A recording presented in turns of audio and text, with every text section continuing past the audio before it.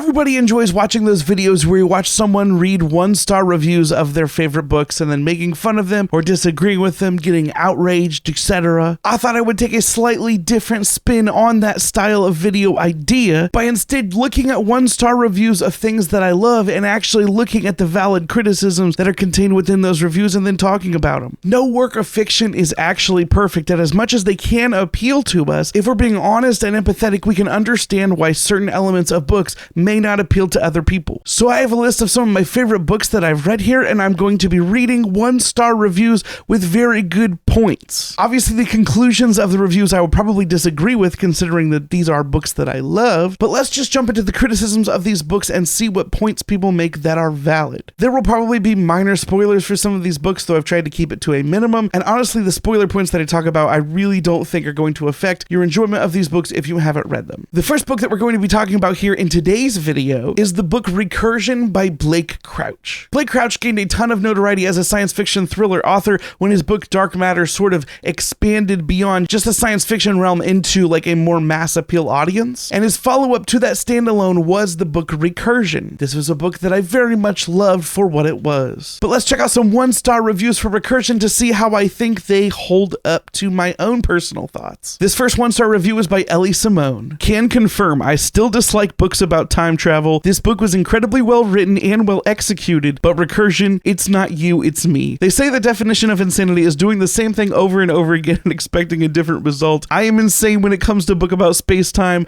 I try and try expecting one day to like a book about this topic. Today is not that day when the result changed for me. Now, it's interesting that the approach this author of this review takes is that it is a time travel book, which is true. At least it's true in a sense. You could argue if you wanted to get specific that it's not necessarily time travel, but it's kind of time travel. But I also love that it says this book was well written and executed well, which I agree with. I do like that they bring the definition of insanity in here. Also, many of the 1-star reviews mentioned Groundhog Day, which seems to be a semi-inspiration for this style of book. It's a little bit of a time loop book. But the truth is, if you absolutely hate time travel for the sake of time travel and it never works for you in the story, then you probably won't like this book because it is heavily about the idea of a time loop traveling back in time to the same set of events over and over again. But I think the execution of how Recursion handles this is very interesting and nuanced, and yes, it's still a Blake Crouch book, which is still very action-packed. The characters definitely aren't as deep as other authors are capable of, but yeah, let's check out another review. This review by Diane was actually just really humorous. I had to include it in this video. It says, I finished the book but didn't understand much of it. Science fiction, why the high ratings? I don't know if this person didn't realize that the book was science fiction. It is a science fiction thriller. I think I said in my original review, it is one of the most complex plots I've ever read as far as actually trying to piece everything together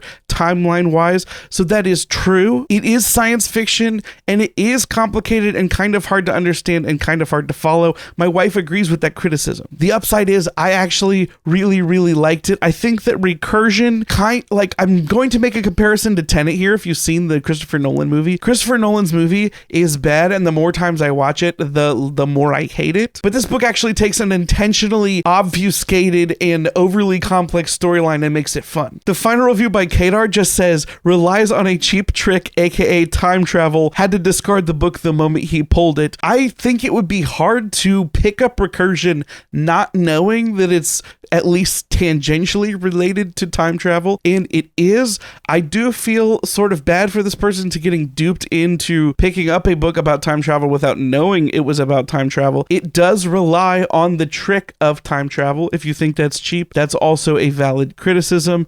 I'm glad this person DNF'd the book when they realized they weren't going to like it. You should do it too. I should do it more. Next, we're going to be looking at reviews for the book The Sword of Kaigen, which is a standalone epic fantasy story that I absolutely loved. The emotional core and depth that this book is tackling is so much greater than you would expect out of a young author. Like the level of depth and nuance of extremely difficult topics that have to do with culture and society and interpersonal interpersonal relationships is handled on a masterful level. It's like every once in a while you see a piece of art where something is hitting way out of its own weight class, where I would never have expected a young author to be able to tackle the mature themes in this book in such a nuanced way. But this book is not without flaws. Let's look at what people have to say about this. First off, nobody could be more upset than me when I didn't like this book more, and honestly, reading through it, it gave off vibes of the sort of adult fantasy that I would enjoy very much. But there were so many things that it didn't just add up to for a great experience for me. Let's break them down. It was so draggy. I normally adore a slow-paced fantasy, but this one just didn't seem to work for me. This is true. The beginning of the book contains heavy exposition, like very direct, in-your-face exposition to get yourself set into the culture and world of this book, and it's done in a way that feels like it could probably be paced better. And that goes into point 2. There were far too many info dumps that felt forced in. Holy exposition, Batman. Honestly. And that part, especially at the beginning of the book, is true. I'm going to have to expound a little bit more after we read point 3, which says, I don't think this book was able to achieve a good balance between plot and interpersonal relationships. It completely and totally sacrificed the former for the latter, and while I normally love character-driven fantasy, I feel the fact this book is about a looming war and features numerous battle and fight scenes means it shouldn't solely be a character-driven fantasy. That is something that is definitely accurate. If you're going into fantasy expecting more of a plot, especially a plot arc that follows traditional structures, this book definitely deviates from that. The pacing of the book, while it starts off very exposition-y, gets very big, and the climax of a traditional story is actually the middle section, and then it slows down again, gets a little bit more climactic again, and then slows down again. Most of this book is actually about the falling action that happens at the middle of the book, though, which is a very unique style, one that I think works very effectively for the story that's being told. I love this story for being bold enough to break the bounds of normal traditional storytelling and approach a story in that manner. Point 4 criticizes not liking the main character.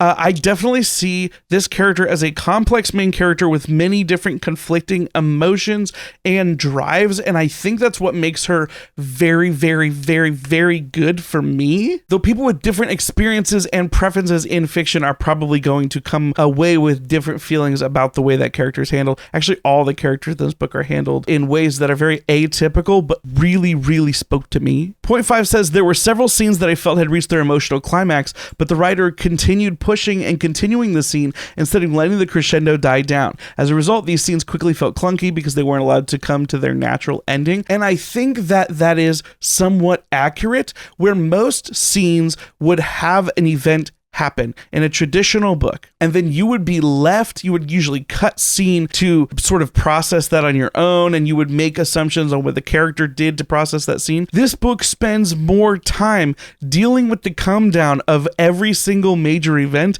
and that's what I loved about it. Obviously, it didn't work for this person, and it is very atypical, as I mentioned before. It's very different from most, especially epic fantasy, I feel like. The dramatic and emotional scenes do overstay their welcome, and if that doesn't sound appealing to you, you will probably agree with this person more than me about that section.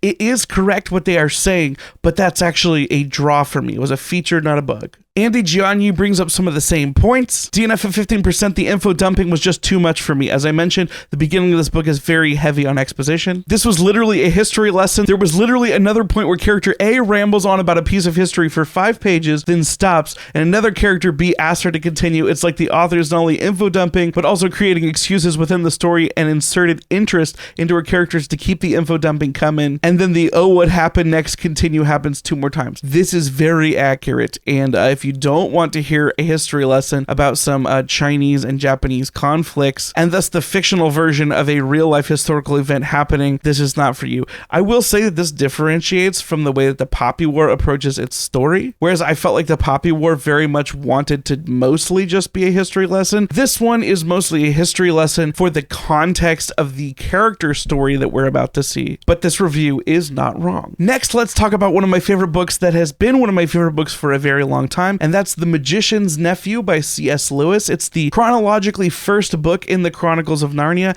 and this book is sort of responsible for my love of fantasy. I have a lot of affection for it. Let's check out these reviews. I'm not going to read all of Spencer Fancut's criticisms, but I had to include this review when I was doing the research for making this video because there is a specific line that I think is very, very good. I'll start here. The plot is thin. The allegory is so blunt that God should be suing for copyright infringement, and the references to other books are so brazen and clumsy that I'm not sure he should have bothered. The God should sue for copyright infringement got me. I will say that when I was doing my research for this book specifically, looking for 1-star reviews that I could agree with, I had a very hard time because so many of the reviews were just criticizing the fact that this was a children's book that would appeal to children.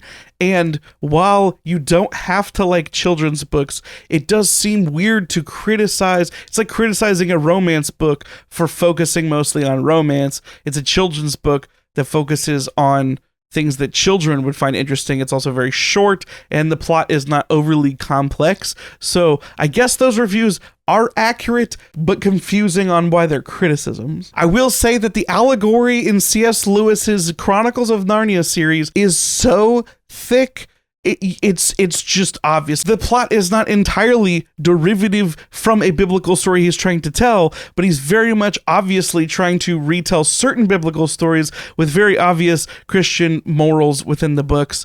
I think it's weird how many people don't realize that. Like this section by Lauren where she says, "Then I learned it was a Christian allegory. The feeling of a forced moral heightened when I tried to read it again. As someone that read these books as a Christian, find it hard, probably because of my own bias, to understand how it's possible to ever read any book in the Chronicles of Narnia without realizing how allegorical it is." Like C.S. Lewis's primary goal when he was writing these stories was to be a sort of allegory or retelling of biblical events to get people to think about them. And I feel like he would think it was a failure that people were able to read these books and not make those connections. That's always kind of humorous to me. And I know that this video is mostly talking about valid criticisms, but I cannot get past the fact that this person said the book did not feel magical, because I think that this book is one of the most interesting magical concepts maybe I'm just biased because I was a kid, but there's a lot of magic in this book. I think it's really cool. That was confusing to me. This 1-star review by Afton of The Magician's Nephew is probably the most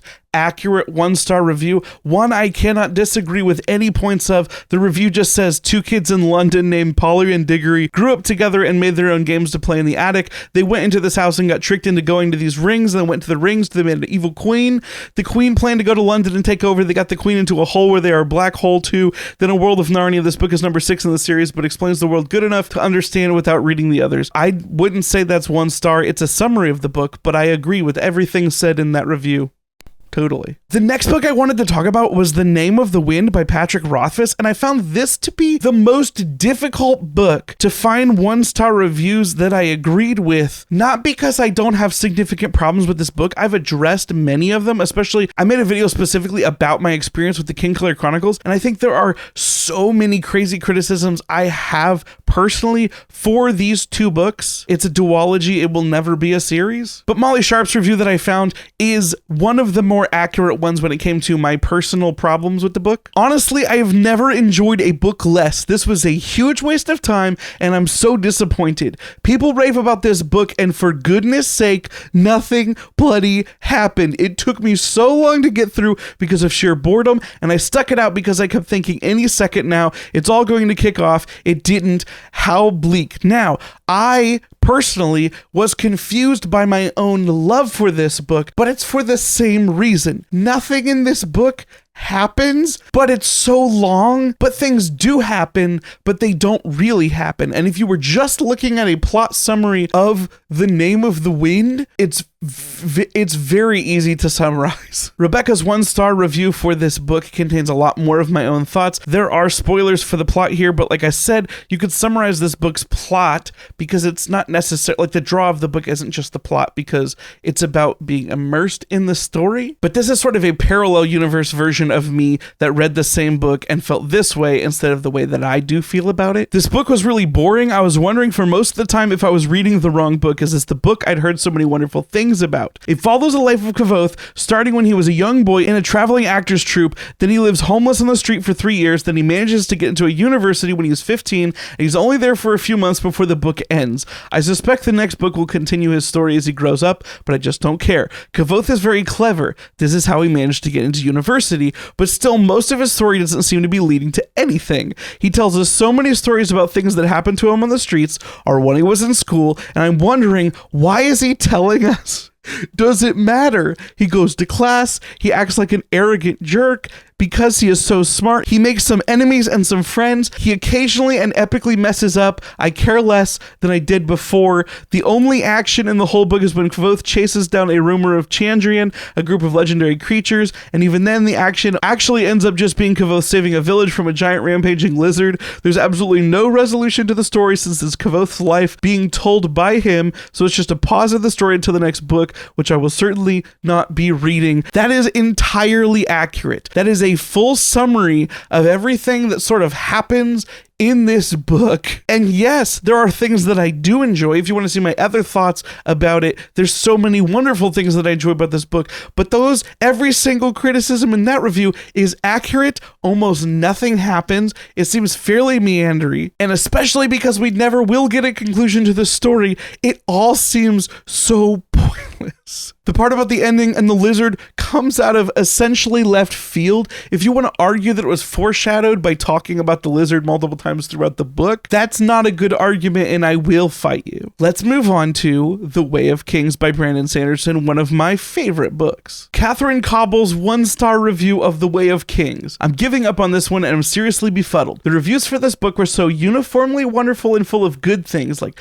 great world building, well thought out magic systems, and all the stuff I look for in fantasy, so I was really surprised when it turned into everything I hate about fantasy novels. Number 1, full-on hoodoo. My best experiences with fantasy novels have always begun from a relatable place, a world mostly like ours, and characters with recognizable emotions, desires, and problems that make the rest of the author's universe palatable, but when your first introduction is to the weird, it doesn't compel me to read further. That part is definitely true. The beginning of The Way of Kings throws you so disjointed into the beginning of this epic fantasy plot that if you are the type of person that doesn't just revel in fantasy nonsense, then I could see you describing this book as full-on hoodoo, because it really does throw you into the deep end, and it expects you to come with a certain level of, I care about everything being made up in an entirely made-up world with made-up characters and politics. I don't think the characters are completely non-relatable, but this criticism mostly rings true even to me. Number 2, long action sequences up front. Yeah, that's definitely true. If you don't like action sequences in your fantasy or your books or whatever, there are many action sequences throughout this book. I personally loved them, but some of them are directly right up front. The prologue of this book is one giant assassination battle, and if you are not there for it, it's there for you anyway. Number 3, ganky names like Fiercepren, Voidbringers. I'm surprised they didn't list Anticipation Spren, one of the weirdest words you will ever read written on the page. If someone says Anticipation Spren in real life, it sounds kind of silly and dumb. When you read the word and it's on the page and it's all one word, Anticipation Spren, sure. Also, Voidbringers is a cool word for fantasy. I disagree. Will Rogers says, wanted to like this book, but ridiculous Spren kept sprouting up, and he puts a hyphen. The book doesn't put hyphens. Spren are not listed with hyphens. They're not listed with spaces, so it should be ridiculous Spren, all one word, which would make it even more hilariously accurate to the way that Brandon handles it. The author uses an explicit form of exposition that feels less like spoon feeding and more like force feeding. For example, the capabilities and limitations of the shard blades are laid out repetitively early on. Brandon Sanderson is not one who cares about subtlety when it comes to really wanting to explain how cool he thinks his magic systems are. I happen to agree with him. I think the magic systems are very cool, but I've also jokingly criticized Brandon Sanderson books, all of them, for feeling more like science fiction than fantasy sometimes, because the magic in each of the worlds in which they exist are essentially just science. So he spends a lot of science class in the book explaining you the ins and outs of how the magic works so that you can understand it as if it were a science. And that definitely takes away from some of the whimsy and magicalness that fantasy is capable of, when instead of just showing you cool magic things and sort of explaining it in what feels like a magical way, he's like, a character did a really cool magic thing. Now, let me explain to you that if a character does this, it has this much power, and if he uses this much power, he's able to accomplish this, but if he uses this much power, he's able to accomplish this. That's Brandon Sanderson's writing to a T. You nailed that, Will Rogers. My other favorite thing of this one-star review of The Way of Kings is the section on Shallan, where it says the Shallan storyline was interesting until I read about her plan, which seems ludicrous. Everything about Shallan is ludicrous, and as much as I convinced myself I liked her plotline in The Way of Kings, and maybe even Words of Radiance, if you are going to be invested in the series, you have to sort of buy into the fact that Shallan is a real character that exists in this world, and somehow you just have to be okay with that. She is ludicrous 100% of the time. Manuel also makes a really good point. There were some good ideas in this book, they were lost in the glacially slow pacing. Gave up before I finished the book. 500 pages in, and there have been no significant plot advancement or character development. The characters themselves were one-dimensional, repeating themselves, often talking in cliches. Dialogue was always on the nose or overly formal, as if the characters were talking to the reader rather than speaking the way people really do. The pace is glacially slow. While I don't personally think the characters are one-dimensional, because the pace is so slow when you're spending time with them, especially in The Way of Kings, they do seem to be revisiting the same plot points, thoughts, character arcs in the same spheres over and over again. And when you consider that 500 pages is already well beyond the average size of a regular book, and most people could have told a full arc of a story where you've been fully invested, you've seen growth, you've seen struggles, you've seen overcoming those struggles happen. At the 500 point of this book, very little has happened. You could very easily summarize the character plot arcs that have happened to the point of the book. Listen, I love it. I love the glacially slow pacing, but this person is not wrong. And if you are looking for a fast-paced book with a lot of thriller-like moving parts all coming to a head and plot twists happening constantly, Brandon Sanderson is probably definitely not the author for you. They also say the magic system feels like it was pulled out of a video game. I think that was very intentional. Brandon Sanderson has talked about how video games are a large inspiration for what he enjoys writing about in books. And like I said, his magic systems are very much scientific things. So definitely accurate. And as much as I love the length of Brandon Sanderson's books, as much as I praise the Cosmere, there is a fair point to be made when he says, others have said that it gets good towards the end. My response is, if it takes an author 700 pages to get good, they have not written a good book. This book is 1,000 pages long, and there's probably only about 30 pages of actual content in it. The rest is filler. Now, I obviously disagree with it. I found myself drawn in by page 1. I loved being thrown at the deep end, and I enjoyed the revelations as glacially slow as they were revealed throughout the entirety of the 1,000 pages. That being said, we need to normalize not forcing people to get through sections of things they don't like to get to something that they're told they should like. If you pick up The Way of Kings and you do not like it by maybe the 100-page mark because you don't care about the characters, you're turned off by being completely lost in the shuffle of everything that's going on, normalize DNFing books. Don't read books that you hate. There's not enough time in the world to do something that's supposed to be fun and enjoyable, and wasting it on time just because someone else says that you should like it. If someone says, I didn't like this TV show, and I'm going to make a bold statement here. If somebody says, I didn't like a TV show until season 3, they're lying. They liked it somewhat. Nobody watches 2 seasons of a TV show if they hate it. And if they do, they've wasted so much time. And if they do like it by season 3, they have Stockholm Syndrome. They may not have loved it until season 3, but they like something about it until season 3. If you're 700 pages into The Way of Kings and you hate the way that it's slow and the way that it tells its story, don't read it. It's okay to not like something. It's okay to disagree with large groups of people that like a thing. I love The Way of Kings, but if you are not drawn into it pretty quickly, you probably are not going to be drawn in by it ever. I just gotta ask this question for anybody that's still watching the video. Have you ever been reading or watching something and very much strongly disliked it and ever actually fully came around to loving the thing? If you're 25% into something and you are completely disliking it, have you ever had the tables completely flipped or you love it by the end?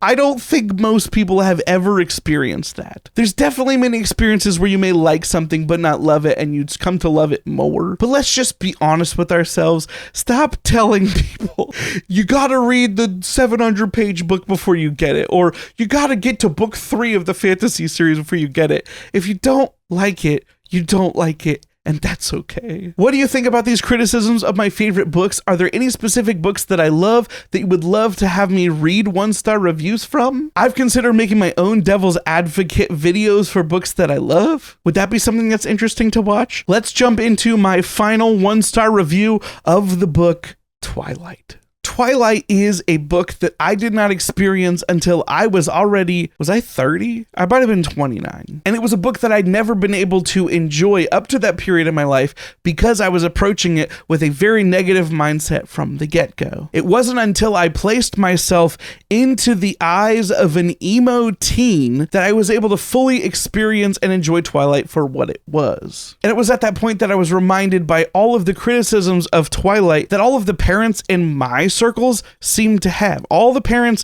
that I knew had these criticisms of Twilight when Twilight came out, but all of the teens liked Twilight for what it was at that point. Well, now we've reached a point where millennials who loved Twilight as a kid are now adults, and they're looking at it with adult eyes, and they're having these criticisms that adults have always had of Twilight, and it's really weird to watch millennials turn into boomers. And I think that Annette's 1-star review of Twilight is one of the most telling reviews of our now modern millennial look, and this was written in 2008, so she was probably a parent back then. But as I read this review, I want you to approach this review and think about it from 2 mindsets. One, when you were a very hormonal, very high and low teenager that felt all the feelings all the time and you didn't know how to handle it, you have wish fulfillment things going on, you have a lot of insecurities going on. Read it from the perspective of, is this a healthy role model thing that I want my kids to do?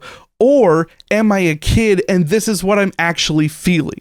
Does art imitate life? Is it accurately representing how we feel? Or is it supposed to tell us how to feel? Is it a moralizing thing? Or is it supposed to represent what we actively are thinking about feeling? That's essentially the crux that I want to get to when we're reading this review by Annette. There are quite a few things that bother me about this book. I will only list the top 5 here. Number 1, Bella. She is the exact character that I do not want my daughters to have as a role model. She's a sighing, swooning, fainting, weeping, weak female character straight out of the 19th century. This is 21st century, people. Do we want to raise a generation of namby-pamby young women who can't stand on their own feet? The answer, I think, is obviously no. Number 2, Edward. This is the kind of guy I warn my daughters to stay away from. The guy sneaks into her room, watches her sleep. Does anyone else see anything creepy about this? He's obsessed with rescuing her and thinks that if he doesn't follow her around 24/7, that she'll get herself into a dangerous situation that she can't handle. Does anyone else see anything creepy about this? Everyone that's an adult sees something creepy about it. Number 3, the relationship. This is a textbook case of codependency if I ever saw one. They hardly know each other, but suddenly they can't live without each other. The dialogue is like something straight out of a Harlequin. I think the young people have enough trouble knowing the difference between love and lust. This book does not help. Also accurate. Number 4, too much emphasis on appearances. It's like Edward's good looks are all that matters. Personality is not important. Bella must be good looking too. Why else would a 100-year-old vampire be interested in a 17-year-old girl? Her personality leaves much to be desired, so we know it's not that. True, teenagers have never had major insecurities about themselves, and when they find someone that finds them interesting, they've never been drawn to that. In summary, the worst thing about this book is that it's so hugely popular. There are thousands of young girls all over the nation who are swooning over Edward and wishing that they could be just like Bella. I truly think this book is a detriment to society. There's a lot more I could say, but I think I've offended enough people for now. Think about that from the 2 perspectives. Is this how the teenager accurately feels and they like the book because it appeals to those feelings, insecurities, fantasies? And is that healthy if you're trying to instill those values into a kid? Can it be valuable to both know that things are not the way everything is supposed to be, but be able to enjoy them in fiction? Do we ever enjoy characters in fiction that are not healthy role models? Do we ever enjoy stories that contain problematic elements because they appeal to us on some other way? I think this topic is fascinating, and everything about this review is totally and 100% accurate, but I think they've just found the draw of Twilight to young people. If you like this video and you'd like to see more videos from me in the future, please consider subscribing to the channel. Hit the like button if you like the video. Let me know your thoughts in the comments down below. I can't wait to talk to you again soon. Thank you so much for watching. Goodbye. Tickets from 1 to 92. Although it's been said many times, many ways, Merry Christmas.